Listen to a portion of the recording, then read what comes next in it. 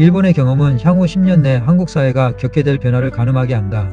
우선 인구 구조 측면에서 한국은 2025년경 65세 이상 인구 비중 20%를 돌파해 이미 일본과 같이 초고령 사회에 진입하였다. 그리고 2030년에는 고령 인구 비중이 약 25.3%에 이를 전망인데, 이는 일본이 2010년대 초중반에 겪은 수준과 유사하다. 이러한 고령화 가속으로 한국은 노년 부양비, 즉 생산 연령 100명이 부양할 고령자 수가 급증하고 현역 인구 감소로 인한 경제 활력 저하가 현실화될 것이다. 일본은 이미 2010년대에 생산 가능 인구가 감소세로 전환되면서 지방 도시의 쇠퇴, 중소기업 인력난, 연금 재정 압박을 경험했다. 한국도 비슷하게 2020년대 후반부터 몇몇 지역이 인구 유출로 소멸 위기를 맞고 전체적으로 산업 인력 부족이 나타날 가능성이 크다. 즉 인구 절벽의 충격이 본격화되는 시기가 5에서 10년 내에 올 것으로 보인다. 이에 일본 정부가 그랬듯 한국 정부도 정년 연장, 정규 이민 정책 검토, 첨단 기술을 통한 생산성 향상 등에 대응에 나설 것이다. 일본에서는 70세까지 현역 사회를 목표로 법제도가 정비되었고 실제로 70대까지 일하는 것이 새로운 표준이 되어가는 추세이다. 한국도 2030년 무렵이면 현재 50대인 세대가 60대 후반이 되는데, 이들의 건강 상태나 학력 수준이 과거 세대보다 높아 충분히 경제 활동을 이어갈 수 있다. 따라서 기업들은 경험 많은 고령 인력을 활용하기 위해 정년 후 재고용을 도입하거나 아예 정년을 폐지하는 방향으로 나아갈 수 있다.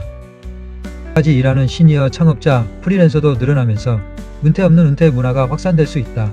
이는 일본이 이미 겪고 있는 현상으로 일본의 고령자 취업 증가율이 지난 10년간 꾸준했듯이 한국도 향후 10년간 고령자 취업자가 크게 늘어날 전망이다. 일본은 고령화로 연금 지출이 급증하자 연금 지급 개시 연령을 늦추고 지급액을 줄이는 조치를 했다. 한국도 국민연금 적립금이 2060년 고갈될 것으로 예측되면서 2030년대 중반까지 연금 개혁을 단행할 수밖에 없을 것이다.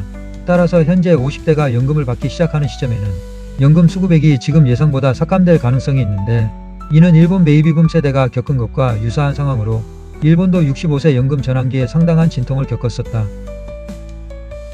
일본에서는 핵가족화와 도시화로 독거노인과 노인 부부 가구가 대폭 늘어났는데, 이에 따라 병원이나 시설보다 지역사회에서 서비스를 제공하는 커뮤니티 케어 모델이 발전했다. 한국도 10년 내 홀로 지내는 고령 부모가 급증하면서 비슷한 흐름을 따를 것이다. 현재 50대 중 충분한 노후 대비를 못한 계층이 향후 대규모 빈곤층이 되고 가족 및 공동체와 단절된 독거 고령자가 늘어나며 국가 재정은 연금의료 부담으로 압박을 받고 청년 세대와의 세대 갈등이 커질 수 있다. 반대로 긍정적 시나리오는 일본의 경험을 교훈 삼아 한국이 미리 정책을 보완하고 개인들도 적극적으로 준비하여 좀 더 건강하고 활기찬 고령 사회를 만드는 것이다. 일본에서도 모든 고령층이 어려운 것은 아니며 계속 일하면서 사회 공헌을 하고 새로운 삶을 개척하는 은퇴자들도 많아지고 있다. 한국도 지금의 50대가 향후 자기개발과 사회활동을 지속한다면 고령층에 대한 부정적 인식을 바꾸고 경제적으로도 생산과 소비를 이어가는 세대로 자리매김할 수 있을 것이다. 향후 5에서 10년은 한국이 초고령 사회로 접어드는 과도기로서 매우 중요하다. 현 50대는 그 변화를 직접 겪으며 한국 고령 사회의 첫 큰 물결을 이룰 세대다.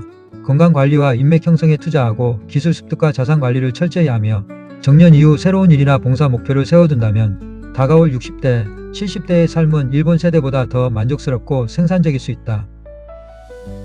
일본은 흔히 인생 100년 시대를 말하며 50대를 인생의 전환점으로 강조한다.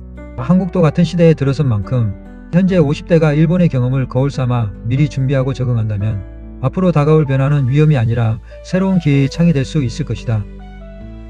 오늘은 일본의 경험을 통하여 가까운 미래 한국의 고령사회를 알아보았습니다. 자유롭고 의미있는 인생 후반을 응원합니다. 감사합니다.